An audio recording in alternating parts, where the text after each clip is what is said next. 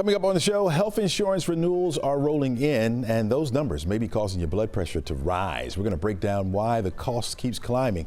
And some Georgia students may be skipping class today, with permission, of course, to hang out behind one of Atlanta's most famous stages. We're going to take you inside the Fox Theater, backstage at the Backstage world, where learning gets the spotlight on today.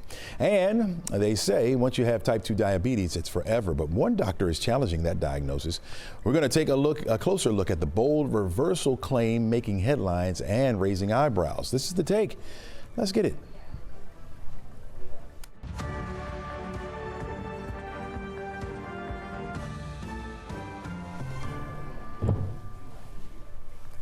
Hello and welcome. I'm Chesley McNeil. This is The Take, where we go above and beyond the headlines and we look at the why and how stories are impacting you and your community. We invite the experts in to share their take on today's top stories, and we try to have just a little bit of fun as well. All right, over the weekend, thousands of small business owners from across the country, including nearly 60 right here in Georgia, was in Washington, D.C., learning of new ways to get ahead and pushing for real seats at the table in Capitol Hill. Let's talk about some of the big takeaways with Chanel Darden, who is the founder of Moisture Love, one of the local businesses that took part in the summit. Chanel, welcome to the show. Thank you, Chesley, for having me. Absolutely. Talk to me about why it's, how important small businesses are in today's economy. Oh man, small businesses are so important in today's economy because we hire locally, we keep the economy going, we provide so much support for our communities, and the things that we're doing, the problems that we're solving are changing people's lives every day. What was it like to be in a room surrounded by more than 2,000 small business owners from across the country? Oh my, it was electric. Like, it was so powerful. There was so much information. The networking is really the most phenomenal part. But we got to hear from some amazing speakers that have done great things. And the theme was be authentic, show up, share your voice. Mm-hmm. Moisture Love. Tell us about that business and what it's all about. Yes, so Moisture Love is a beauty brand designed to help women love and embrace their curly hair. I'm a Georgia Tech industrial and systems engineer, and I formulated it with a hydrolyr technology, which infuses moisture in your hair so it lasts for 3 or more days and it reactivates in a steamy shower. And now we are also provided at Grady. Grady buys our products for their patients so that women with curly hair, while they're receiving care, can have their hair taken care of as well. You met directly with policymakers. Did you come away with a feeling that small businesses truly have a seat at the table now? I really did. So I had a chance to meet with my staffer for my Congresswoman, Nikema Williams. And normally those meetings take 15 minutes. I've done this a few times, but this time he actually sat with us for almost an hour, genuinely asking questions, genuinely trying to understand what was going on. He shared resources with us. He gave us his contact information to follow up.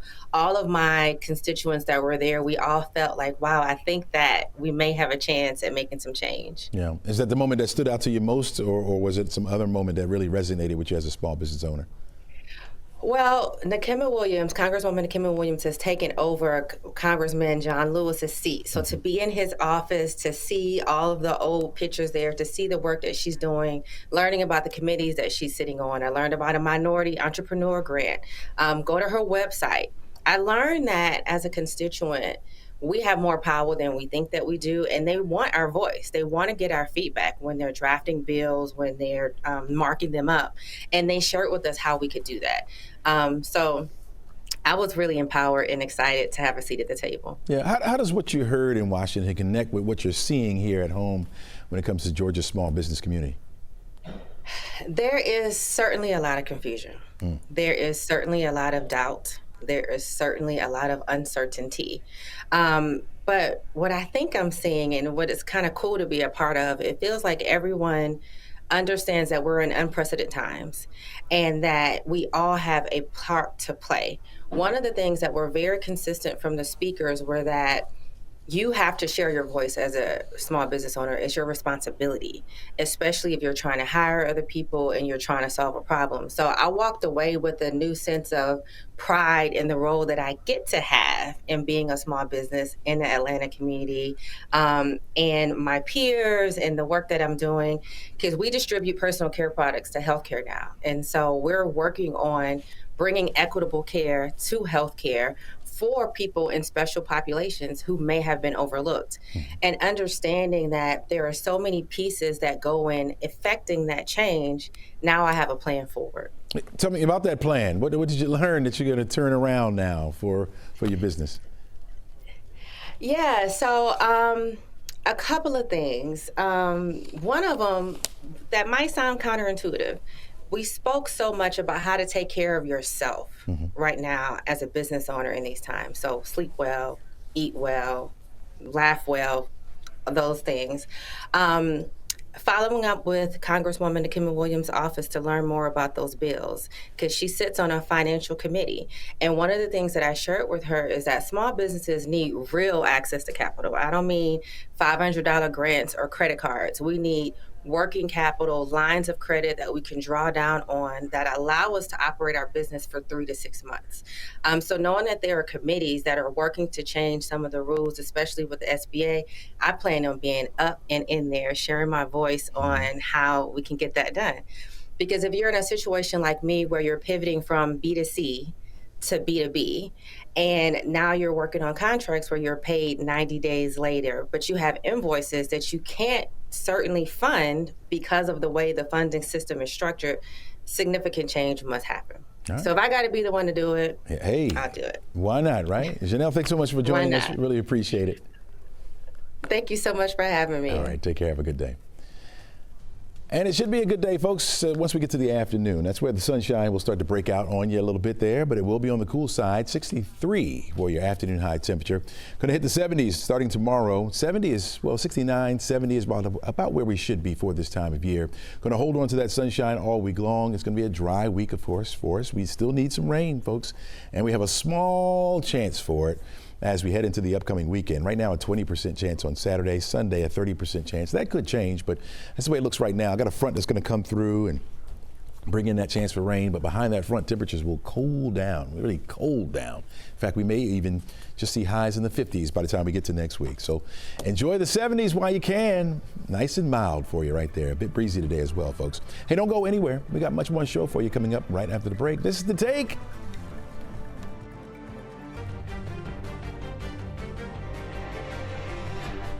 Well, we start where the federal government shutdown sits on day 34. Now, the Senate is scheduled to reconvene today, despite both sides at a stalemate on finding a government funding solution. If there is a vote on a spending plan, it'll mark the 14th attempt to get one passed. This has become the second longest shutdown in history and is approaching tomorrow's mark of a 35 straight day, which would tie the longest set during President Trump's first administration.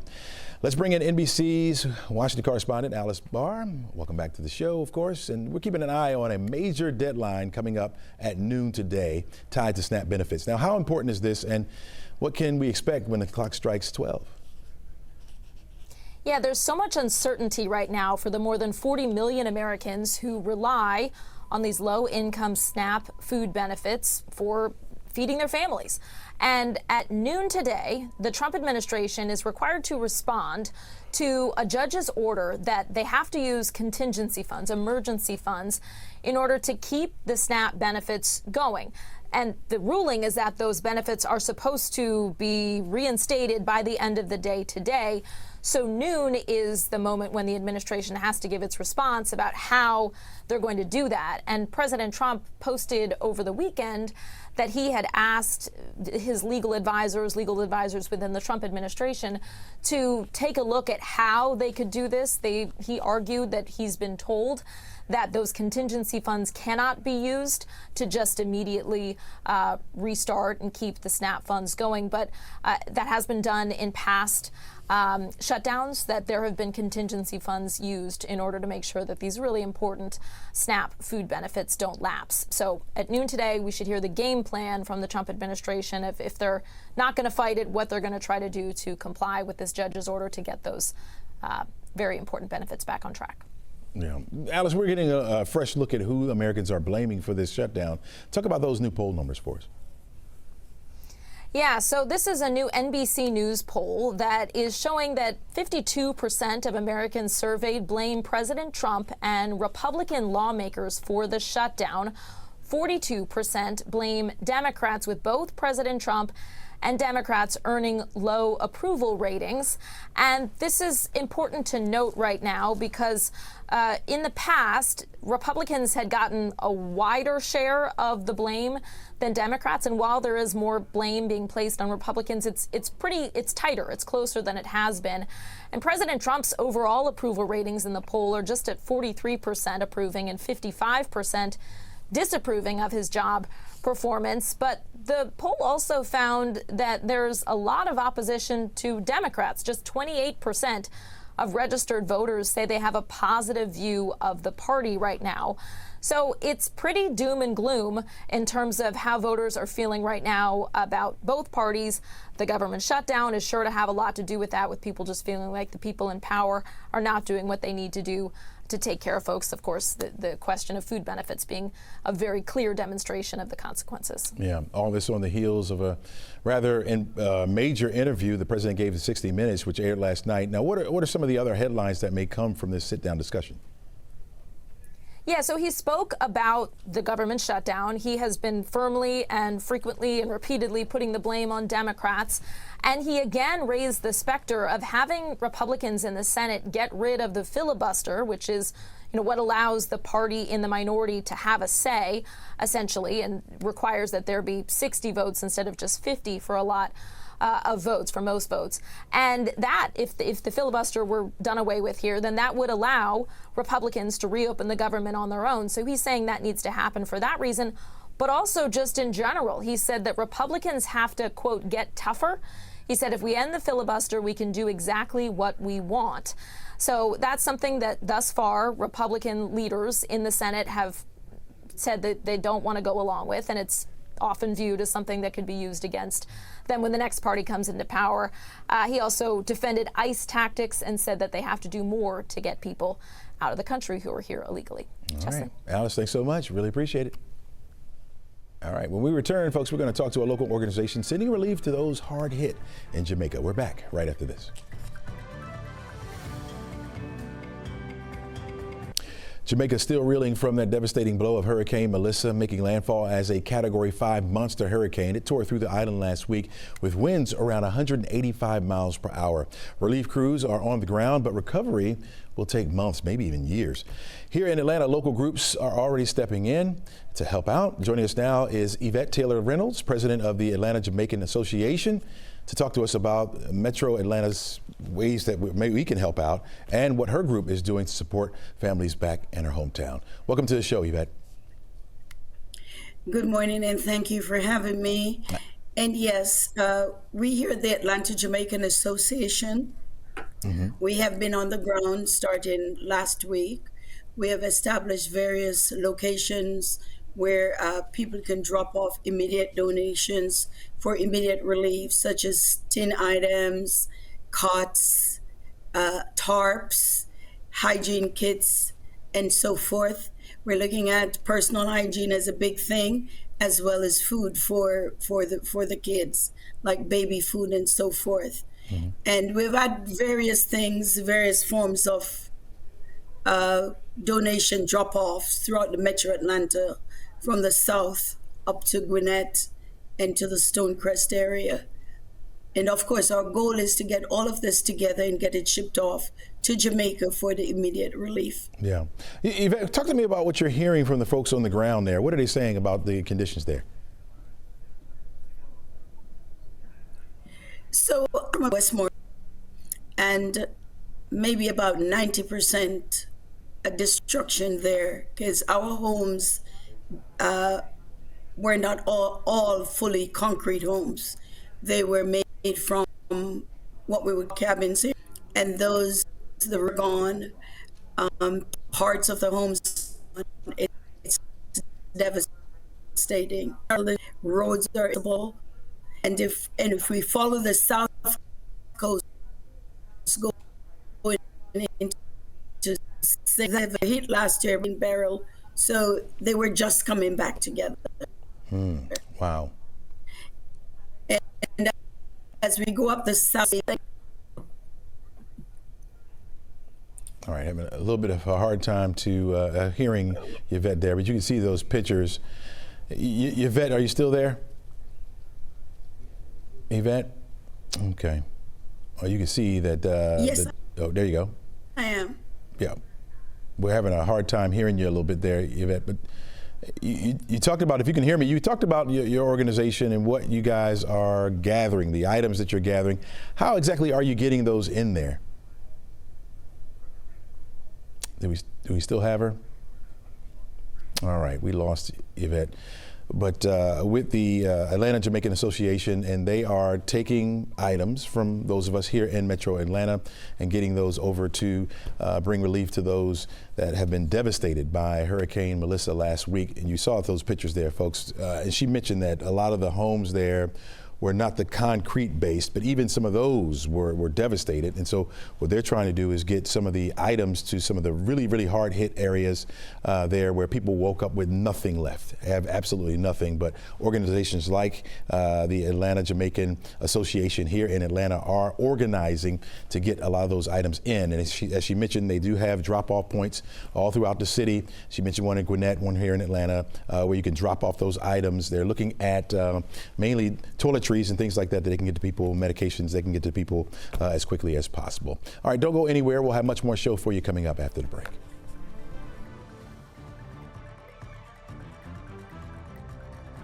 Welcome back to the show. Healthcare costs, sticker shock is hitting harder than ever with premiums and out-of-pocket costs soaring for millions of Americans. Families are now facing tough choices between coverage and affordability, and even employers feeling the squeeze. So what's driving these rising costs, and what can consumers do to protect their budgets? Let's bring in friend of the show and financial advisor, Andrew Pulse. Welcome back to the show, my friend. You're going to help to break all this down for us, right? Chesley, good morning. It is definitely a day of sticker shock for those who are on the healthcare exchange and started looking at their renewal premiums that opened up for open enrollment on November 1st, which was the weekend. Many get, if not everyone's getting a sticker shock today. Yeah. All right. So, I mean, help us out here. What's really behind all this, first of all, and how worried should the average family be heading into the new year? Yeah, I mean, insurance companies are across the board raising in Georgia the premiums. Of course, there's a big demographic of folks that get insurance through the marketplace with the enhanced subsidies, and the enhanced subsidies are set to expire at the end of the year, which is one of the things that that Congress has been battling on this government shutdown issue. Yeah.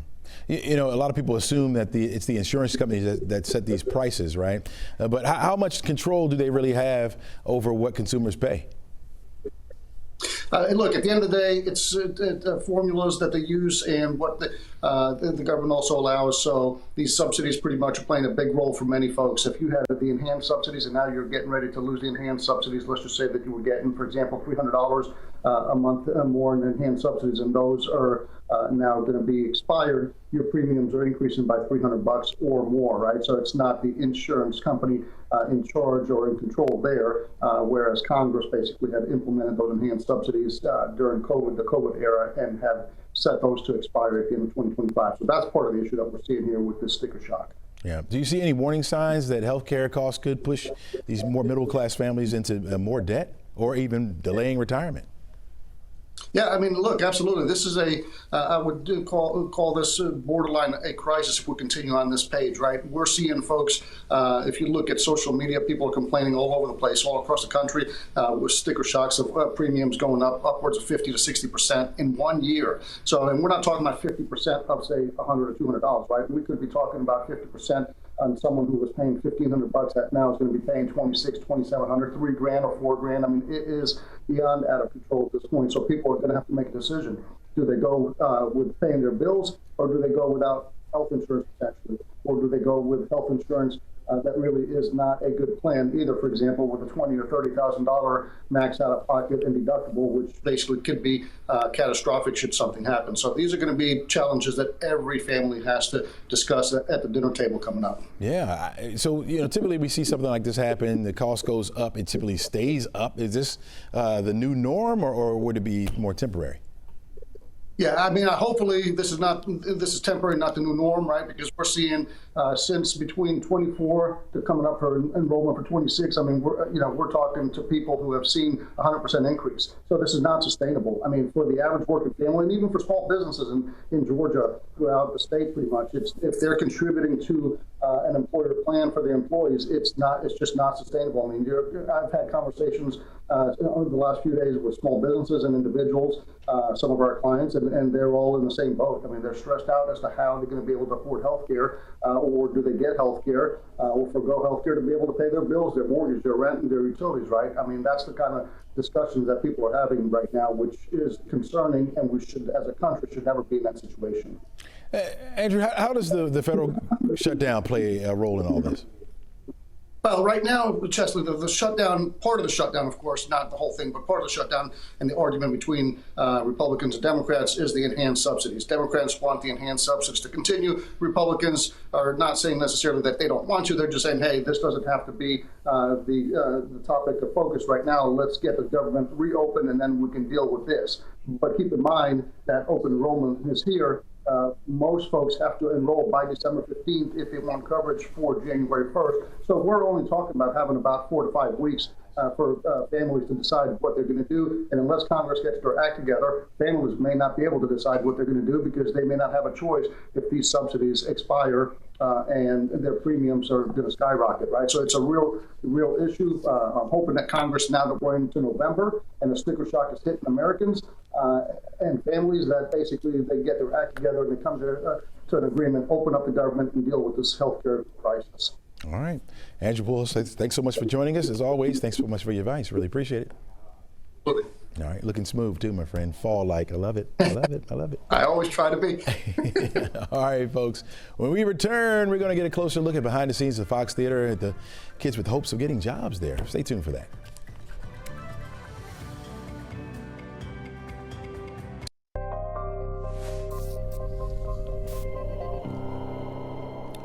We have a warning today for nonprofits. 11Alive investigative reporter Savannah Levins received some complaints from local charities saying they were promised tens of thousands of dollars and they never received it. Alive, she's here joining us now and here to break it all down for us. So what's going on? Well, Chisley, this is a little bit of a weird one, right? So these nonprofits tell me they were approached by a man who offered to host a car show fundraiser for them, but they say it did not turn out as promised. Stacy and Tom Georges, these two right here, they founded a nonprofit called Special Needs Respite. It basically pays caregivers for families of special needs children. Really great cause. Now, they say they were approached by a man named Gerardo Hernandez, who runs a group called the Fueling Hope Foundation. Now, he reportedly offered to host a car show fundraiser for them. They thought this was a great idea. They showed us a signed contract which states the goal was to raise $50,000. That's a lot of money for a nonprofit. The car show happened in April. The Georges say it went great. They say Hernandez at the end of it told them, hey, we met our goal, that $50,000. But the Georges say they have never received anywhere close to 50 grand from him. There would be promises like, check, something should have gone through. Can you check? And we would look, nothing had come through. And then the latest one was when he had said that he finally got the big check from the big donor. I just need it to clear. He said he sent it, and then he said, I've received it. I just now need it to clear, and then we'll wire it to you. And that was in July. Yeah, and nothing really since. So as we dug deeper, we found two other nonprofits had very similar stories. Keystone Village of Kennesaw and the Rotary Club of Woodstock showed us their contracts too. And they say Hernandez also gave them the impression that they would raise $50,000 for them as well at these car shows, but they also never received that amount. Have you talked to Mr. Hernandez? Has he said anything about it? Yeah, so initially I called. He kind of referred us to his lawyer. He didn't want to talk at the time. He did later email me a statement after I kind of pushed a little bit. And he did say, my goal has always been to bring people together through cars and community to make a positive difference. Did any money ever come in at all? So it's a little complicated, but yes. So as a part of those contracts they signed, these nonprofits basically had to pay $5,000 up front in exchange for Gerardo planning the event and securing the sponsors. And they figured, well, if we're going to get 50 grand, 5,000 seems like a good investment, right?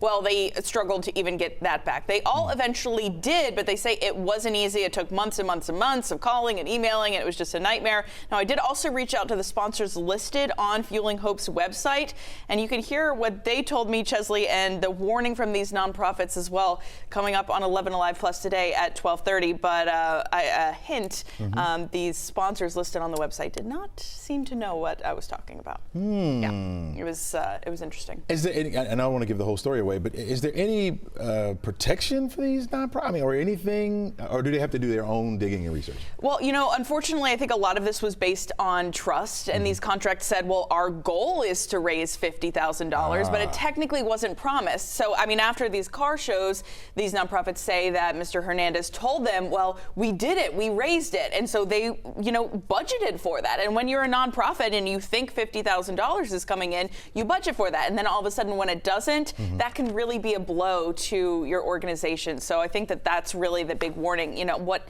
Mr. Hernandez is doing, not necessarily, you know, illegal as far as I can tell, but definitely tough for these nonprofits. So that's kind of why they wanted to share this. Just a couple seconds left here. If somebody like me, right, who donates to something like this, thinking it's going to a nonprofit, can I get active, or should I get active in something like that? Well, that's the question is, did people donate? I think the question is, was that much money raised at all, or was it kind of a false promise? Gotcha. And that's where a lot of the questions lie. We'll have more coming up at 12:30 today.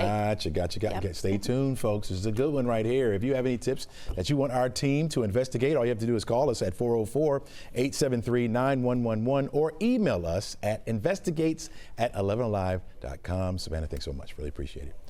All right, most of us have seen the magic happen on the Fox Theater stage, but today, dozens of Georgia students will see what type of magic happens behind that stage, giving several high schoolers a backstage pass, if you will, to careers in the arts. Let's bring in Lee Burns, the Fox's Director of Community Partnerships, to talk about what these students are experiencing and why it matters so much. So Lee, welcome to the show. Good morning. Thank you for having me. Oh, absolutely. Why is it so important for the Fox to open up their doors like this to students? Well, we're always really excited to kind of be in a position to help inspire youth, guide careers, choices for them. This is our second year of our All Access Pass program. And not only do we want to inspire kids to perform, but we want to teach them about the behind the scenes jobs like we all have here at the Fox Theater. So it's a great opportunity for us. Yeah, you know, students probably thinking, yeah, all the jobs there for actors and actresses and that kind of thing, maybe some stagehands, but you guys are going to show them a lot. You got students from Dalton High School and Hart County High School, Hart County High School, and Dalton High School. And this is Hart's second year in the program, but Dalton High School's first year. And today we're focusing on marketing and media opportunities, ticketing, and then also food and beverage, and really modeling careers in those fields where they might not have thought they could work in a beautiful, you know, historic theater like the Fox Theater. Is there a reason why you got these schools? Do they have a type of program that kind of fits to what you guys are trying to do? Sure. All of our schools are Title I high schools. They usually have a connection through another Fox Theater program like Georgia Presenters or a past grantee, but they also have to have a really strong high school theater program. And we want to really have the opportunity to model their futures in theater and performing arts. Yeah. So we spend the whole year with them. Wow. How does it feel to watch young people connect what they've learned in the classroom to a world-class stage like yours? It's really exciting. I think what always inspires us is when they come here and they figure out a new path. Like they figure, you know, maybe they want to look at costume design or lighting design. They really wouldn't have taken those things seriously. So to meet those professionals here, our production people, our sound people, those kind of moments where they can have that connection can be very impactful. It makes us very proud. Yeah. Give us a glimpse as to what the students will see when they come in and what they'll do. Well, today they're having a behind the scenes tour. They're also spending some time with our production department on stage. We spend a lot of time talking about the ins and outs of what makes certain careers. For instance, with marketing, how we approach marketing here at the Fox for entertainment, and how you can grow a career really in that kind of fun, exciting opportunity. They also get a chance to, because there's only about 50 of them here with us today, spend one-on-one time with professionals and give them an opportunity to make that connection. Yeah. When you see the students in these spaces, what does it say about the future of Georgia's arts community? I think it's very strong. I think that we have a lot of growth and fun and exciting times with these kids ahead of us. I think our opportunities to inspire, in addition to what we get to do for the Atlanta community, is so positive. So we're very grateful. Yeah. What do you hope will stick the most with the students? That moment or a lesson that will shape the rest of their futures in the arts? What are you hoping for?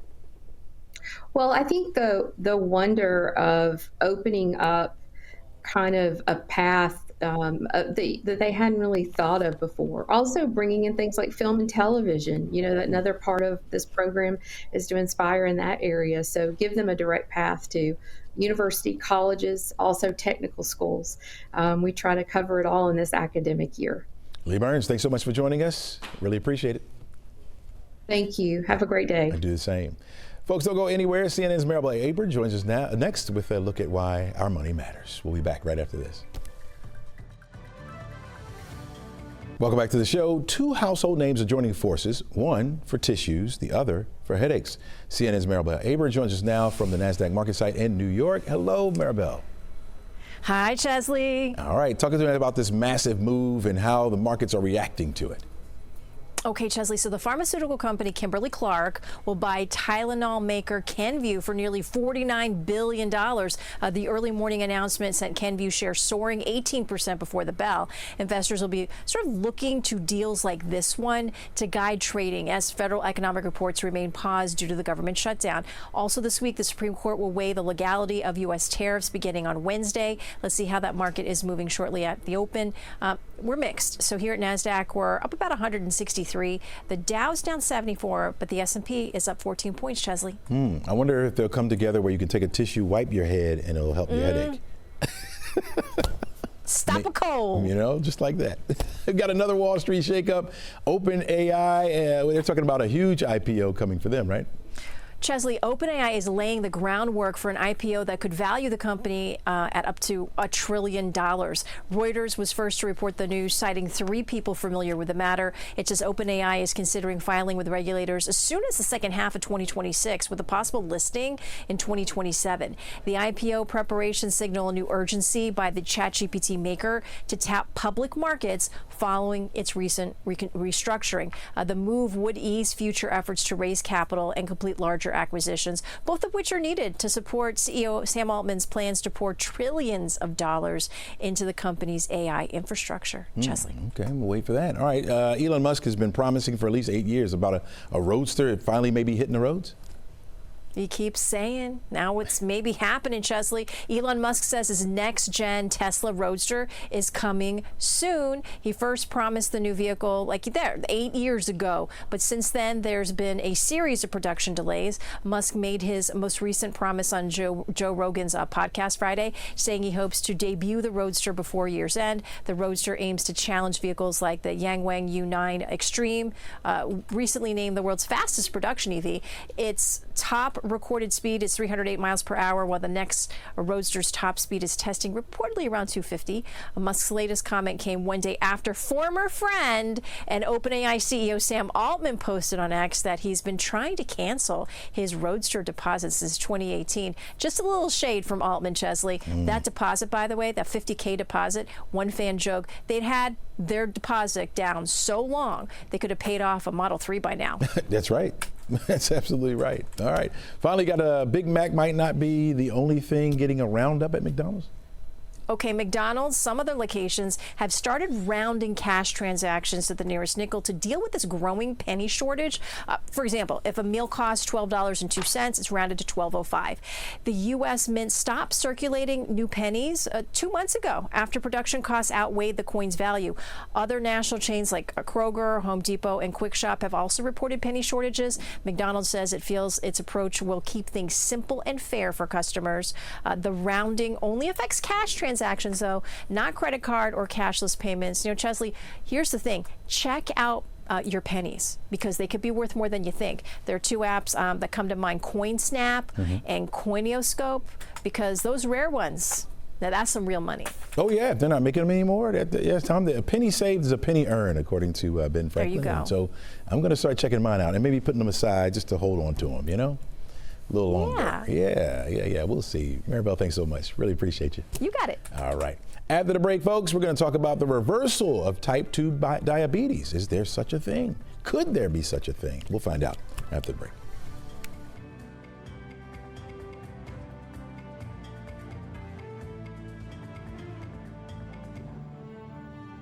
All right, it's one of the nation's fastest growing health crises. We're talking about type 2 diabetes, now affecting millions, with more people developing the condition at younger ages. While new research shows that some can bring their blood sugar back to healthy levels through diet and lifestyle changes, the broader picture remains alarming and costly. The CDC says more than 38 million Americans are living with diabetes, and roughly 90 to 95% of them have type 2. The annual cost of diabetes care in the U.S. has soared past $400 billion, factoring in medical expenses and lost productivity.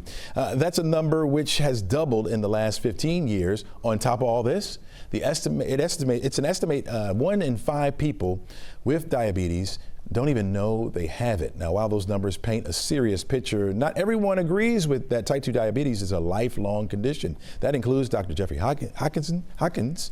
He is the founder of the Diabetes Reversal Group, which promotes a lifestyle and coaching program claiming to help patients reverse type 2 diabetes. Welcome to the show, Doc. Hey, great to be here. All right, walk us through what typically patients experience in your program.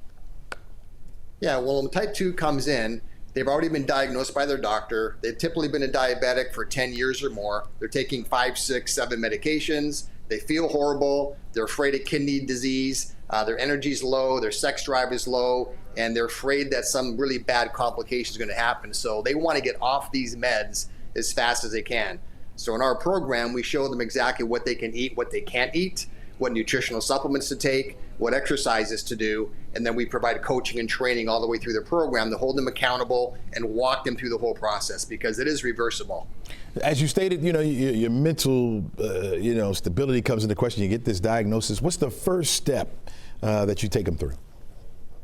Yeah, the first step is learning what to eat, what not to eat. Okay. Because again, people, when they get diabetes, it's not some virus that they get. It's not some lightning bolt from the sky or genetic. It's because they've eaten the wrong foods for 20, 30, 40 years, weren't aware of it, and they have a very sedentary lifestyle, which has actually increased the last 20 years. So the stats you mentioned, it's getting worse and worse. I mean, the invention of these, with people are on their phones all the time and not outside playing anymore, et cetera. I mean, you go around some neighborhoods now, it's like a kid apocalypse. Like, where are the kids playing anymore on the street? They're all inside on video games, playing on their phones, and that kind of starts the process. That's why you're seeing such a higher rate of it the last 15 years, because of the sedentary lifestyle and a bad diet for decades. Yeah. The CDC and American Diabetes Association use the term remission, not reversal. Why do you use such strong language? And how do you prevent that from misleading patients about what the possibilities are? Yeah, so again, reversal doesn't mean cure. So when they say remission, it's the same word. It's really just semantics. So you are putting the diabetes into remission, meaning that you have normal blood sugar, taking no diabetic meds. That's remission. And now, of course, once they get to that stage, the remission or the reversal, they have to continue eating the right way for the rest of their life to keep it in that remission state or that dormant state. Otherwise, it'll come right back up again, because there is no cure for it, but you can reverse it or put it into remission. What would you say the percentages of your patients that maintain that healthy blood sugar level for after 1, 2, or maybe 3 years? Yeah, that's a little bit harder, right? Because obviously people have to stick with it. It's like going to a gym with a personal trainer. You can get physically fit, but if you stop exercising, you kind of get out of shape again, right? So with us, it's about 50% right now. We're trying to do whatever we can to increase that number. But again, it is a lifelong change that people have to follow once they're done. And so we show them how they can reverse it, put it into remission, but then they have to continue doing that for the rest of their life, for sure. Doc, I got to believe that's hard. That's hard to do. How do you convince them to do that? How do you convince them to follow your program to a T? Yeah, well, the biggest reason why people join our program is because they're scared. They reach that breaking point where now they're getting neuropathy in their feet. They're afraid of getting an amputation. Or their doctor says, hey, you've got stage 4 kidney failure. You're going to be on dialysis pretty soon. Or they've had a heart attack or a stroke, or they're getting some blurred vision. They don't want to go blind. So something happens in them where they reach that breaking point where they're so scared they say, okay, I got to stop screwing around and change my life or I'm going to die. So that's the majority of the reasons why people do it, is because they have that fear of they don't want to die. And so they know they have to change their lifestyle at that stage. What would you say to our viewers that are watching now? What about the true possibility when it comes to type 2 diabetes, and what separates real from science-based hope or the hype that you hear often?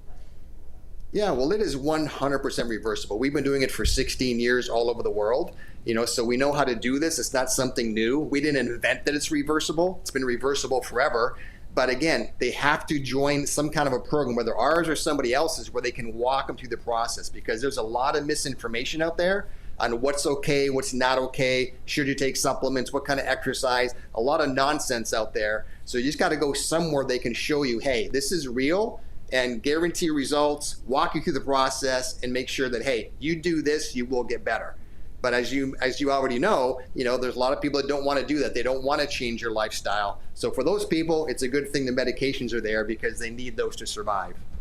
Yeah, and in your program, they will finally get off of, you're trying to get them off that medication, right? And just live that lifestyle of exercise and eating right until we're 100%, right. Yeah. And while they go through it, as their blood sugar starts dropping, right, their doctor will gradually start weaning them off their medications until they're done with all of it. So their doctor's always in the loop on that.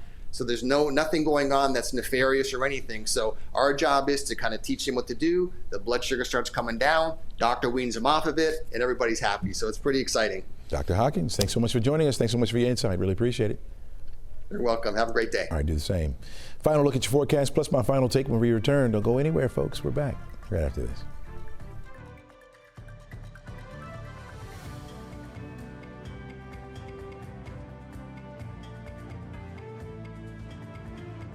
You'll get a chance to enjoy the sunshine for today once we get rid of these clouds, and they'll get out of the way by starting now.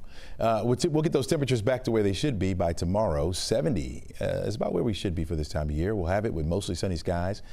You're looking at the sunshine sticking around for much of the week. Right on through Thursday, you're looking at mostly sunny skies. A few clouds will work back in by Friday. 75 for the high temperature. Some of you will go back to wearing short sleeves, but it will be temporary.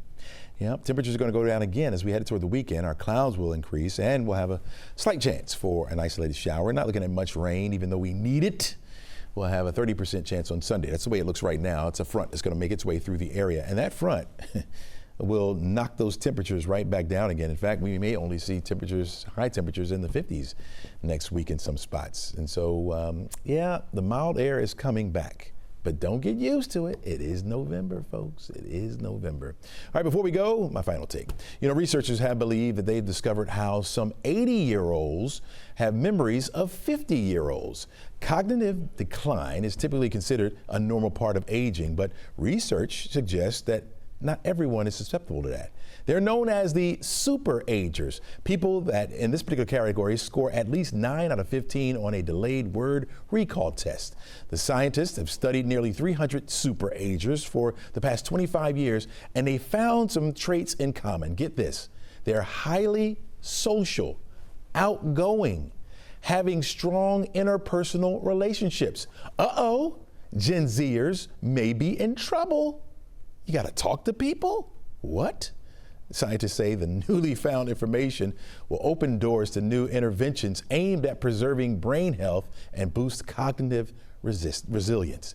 Yeah, so now you're going to have to force people to talk and engage with one another. How will these new age folks do that when everything is just right here on your phone? Oh boy, some may struggle. I'm just going to talk to you folks and let my brain just thrive, if you will, right? Let's get back to that. Let's talk to one another, folks. I strongly believe that we need each other to survive. Let's get to it today. Encourage someone, folks. That's all we got for you today. Make it a great one and try to preserve your brain power. Be a super ager.